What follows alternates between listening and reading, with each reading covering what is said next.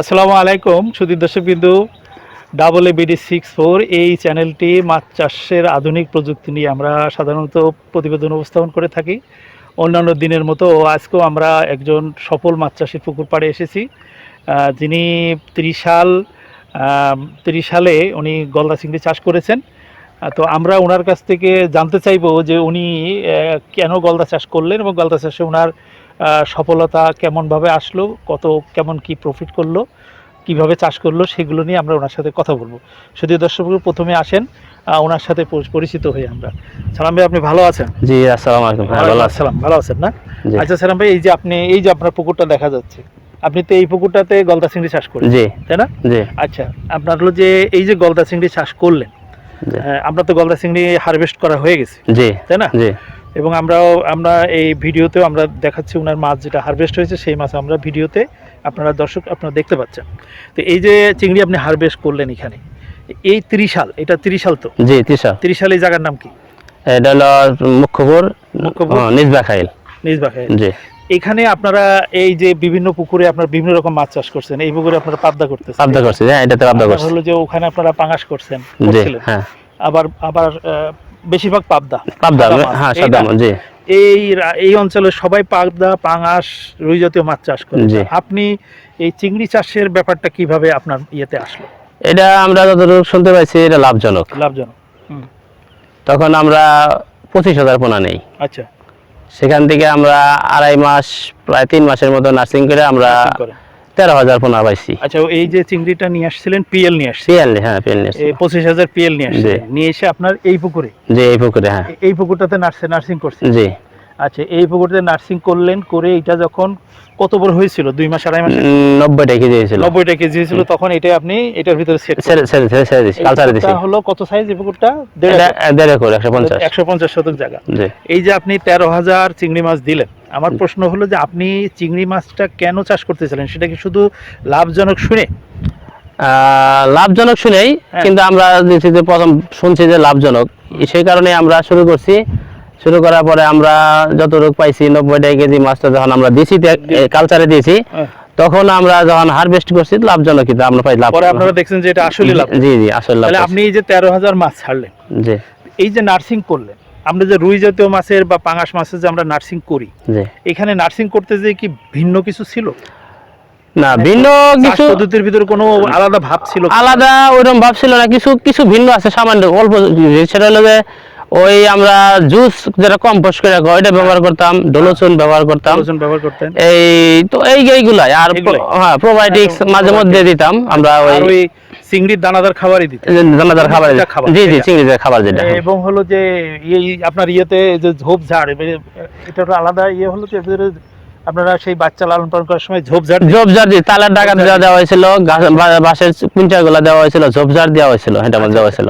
তারপরে আপনি এখান থেকে মাছ গুনে নিয়ে যে এখানে 90টা কেজি ছাড়লেন, কালচারে দিয়ে দিয়েছি। এখানে আপনারা কি এই চিংড়ির খাবারই খাওয়াতেন? হ্যাঁ, চিংড়ির খাবার খাওয়াতাম। চিংড়ির যে স্পেশাল খাবার সেটাই খাওয়াতেন? জি জি, সেটাই খাওয়াতাম। কয়বার খাবার দিতেন? এটা আমরা নার্সিং অবস্থায় তো দিতাম আমরা 4 বার। তারপর যখন আমরা কালচারে চলে গেলাম তখন 2 বার দিতাম। 2 বার দিতাম। 2 বার কখন? এটা সন্ধ্যার দিতাম, আর ওই আপনার ওই শেষ রাতের দিকে দিতাম। শেষ রাতের দিকে, সন্ধ্যা এবং শেষ রাতের দিকে। এই যে খাবার ছাড়া এই যে কয় মাস চাষ করলেন এখানে? এখানে মনে হয় স্যার আমরা 8 মাসের মতো চাষ করছি। 8 মাসের মতো আপনি রিয়ারিং করছেন? জি জি। এই 8 মাসে আপনি এই যে খাবার নিয়মিত দিতেন, প্রতিদিনই খাবার দিতেন? জি। এছাড়া আপনি এই মাছটাকে লালন পালন করেছেন, আর কি কি দিয়েছেন এর সাথে? এর সাথে আমরা ওই ফিড দেওয়া হয়েছে, আর নার্সিং সময় যে আমরা ব্যবহার করতাম ওই চুন ব্যবহার করতাম। তারপরে আপনার ওই মানে এমনি কোনো পরিচর্যার জন্য বাড়তি কি বাড়তি ওইরকম কিছু না, ওই মাঝে মধ্যে আমরা জুস ব্যবহার করতাম, পানির কালার বুঝে জুসটা দিতাম। এছাড়া আপনার হলো যে নরমালি আপনারা যেমন পাবদা গুলশা শিং করেন, নিয়মিত চুন দেওয়া লাগে বা প্রোবায়োটিক্স দেওয়া লাগে, বা হলো ওইরকম কোনো কিছু না। আমরা না মাসে আমরা একবার চুনটা ব্যবহার করতাম, নিয়মিত খাবার। হ্যাঁ, আর চুন পানি কালার বুঝে আমরা জুস ব্যবহার করতাম। এই যে 13,000 চিংড়ি মাছ দিলেন, এর সাথে আপনি সাদা মাছ কতগুলা দিয়েছিলেন? সাদা মাছ দেওয়া হয়েছিল আপনার 200 পিসের মতো। রুই, কাতলা সব ছিল। সিলভার ছিল, কাতলা ছিল, ব্ল্যাক কাপ ছিল, ঘাস কাপ ছিল। আচ্ছা আচ্ছা। এবারে যে আমরা ওই যে আপনারা ছাড়ছিলেন, জি, এই মাছগুলো সাইজ কত ছিল? কাতলা 5 কেজি হয়েছিল। না, আমি ছাড়ার সময় কাতলা দিয়েছিলাম আমরা 1.5 কেজি, 2 কেজি। আচ্ছা আচ্ছা। এটা 5 কেজি হয়েছিল। ব্ল্যাক কাপ দিয়েছিলাম 4 কেজি সাইজের। এটা 8 কেজি 10 কেজি পর্যন্ত হয়েছিল। আচ্ছা আচ্ছা। আর রুই? আর রুই দেওয়া হয়েছিল কেজি 1 কেজি সাইজে, এটা 3 কেজি 3.5 কেজি করে হয়েছিল। 3 কেজি 3.5 কেজি জি। এই চিংড়ি এই দেড়া করে আমরা 200 পিস মাছ দিয়েছিলাম, এগুলা মাছ খুবই বড় হয়েছিল এবং দামও আমরা ভালো পাইছি। দাম ভালো পেয়েছে। জি। এই যে চাষটা চালালেন আপনি, যে গত 8 মাস বা টোটালি 10 মাস ধরে যে চিংড়ি চাষ করলেন, এমনি কোনো সমস্যা কি হয়েছিল? না, কোনো সমস্যা নাই, সমস্যা আমরা দেখি না। কোনো যেমন আপনার হলো মাছের যে বিভিন্ন রকম প্রবলেম হয়, কোনো সমস্যা? না না, প্রবলেম না। চাষকালীন তেমন কোনো সমস্যা না, কোনো না ফেস করেন? না, কোনো সমস্যা তাহলে নেই। যে আপনি 8 মাস পরে যখন আপনি হারভেস্ট করলেন, এই চিংড়ির সাইজ কেমন হয়েছিল? এটা আমরা 18 থেকে 20 টাকা কেজি পাইছিলাম। 18 থেকে গড় 18 থেকে 20 টাকার মধ্যে কেজি পেয়েছেন। জি। এটা বাজারে দাম পেলেন কেমন? আমরা ভালো কারোতে বিক্রি করা হয়েছে 1020 টাকা কেজি পাইছি। 1020 টাকা পাইছেন প্রতি জি কেজি? জি। টোটাল কত কেজি বিক্রি করলেন? 500 কেজির মতো পাইছি আমরা। 500 কেজির মতো চিংড়ি বিক্রি জি। করলেন আপনারা। তাহলে টোটাল আয় ব্যয় হিসাব করছিলেন তো? জি। যে আপনার যেটা ধরেন এই টোটালি মাছের পোনা খাবার সব হিসাবে লাভ কেমন হয়েছে? লাভ হয়েছে আমাদের প্রায় 4 লাখ টাকার মতো লাভ হয়েছে। মানে আপনি সব খরচ বাদ দেন। মানে অন্য মাছ যে চাষ করেন মোটামুটি মানে ওর থেকে বেশি লাভ হলো না ওইরকমই না, লাভ বেশি হয়েছে। লাভ বেশি হয়েছে। হুম। তার মানে আপনি এই যে আপনাদের এই এলাকায় চিংড়ি চাষ কেউ করে না, জি। কিন্তু আপনারা চিংড়ি চাষ করলেন, জি। করার পরে আপনি দেখলেন যে না এটা লাভজনক। জি। তো গতবারের যে ফসল, গতবারের যে ফলাফল, জি। এর উপর ভিত্তি করে কি এবার কিছু করতেছেন? হ্যাঁ, এবার আমরা আরো 50,000 মাছ নিয়েছি। মানে গতবার 25,000 করতেন, এবার এবার আপনারা 50,000 জি জি নিয়ে এসে সেই একই পুকুরে নার্সিং নার্সিং করছি। জি। এবং সেটা আপনারা কালচারে আবার কালচারে আমি দিতেছি। এখন আপনার এই অঞ্চলে তো অনেকে মাছ চাষের উপরই তো অনেকে এখানে বিজনেস করে মাছ চাষের উপর। জি।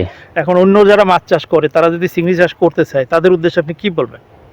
না, আমি উদ্দেশ্য করে এটি বলি যে চিংড়ি মাছের লাভজনক। চিংড়ি মাছ লাভজনক। এটা আপনার রোগ প্রতিরোধ খুবই মানে তেমন কোনো রোগ নাই, খুব কম। এটা সহজ একটা পদ্ধতি। আপনার কি অ্যারেশন ছিল? অ্যারেশন ছিল মানে চিংড়ি চাষ করলে অ্যারেশন থাকলে ভালো হয়।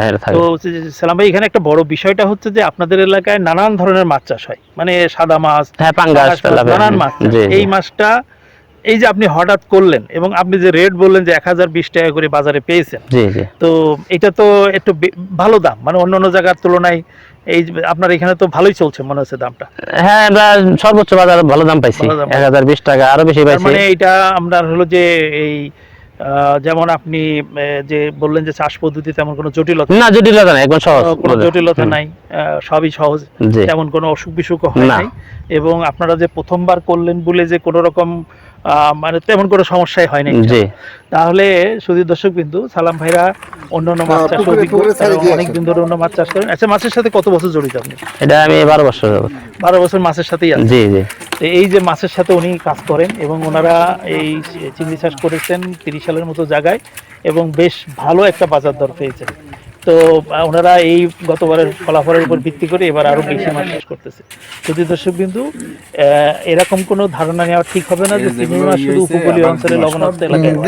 আমরা দেখতে পাচ্ছি যে সালাম সাহেব এই 30 সালের মতো জায়গায় চিংড়ি মাছ বিক্রি করেছেন এবং বাজারে কেমন মনে হচ্ছিল চাহিদাটা? মানে এটা কি মনে হচ্ছিল যে আপনি তো অনেক মাছ বিক্রি করেন, চিংড়ি নিয়ে ভিন্ন মাছ যেহেতু এই মাছটা বাজারে, এই যেটা মাছ আমরা নিয়েছি চিংড়ি, এই মাছটা বাজারে পাওয়া যায় না, মানে বাজারে বিক্রি করতে যে আপনি খুব মানে আনন্দ ছিলেন। জি জি জি, নিলেই বিক্রি হয়ে যাচ্ছে।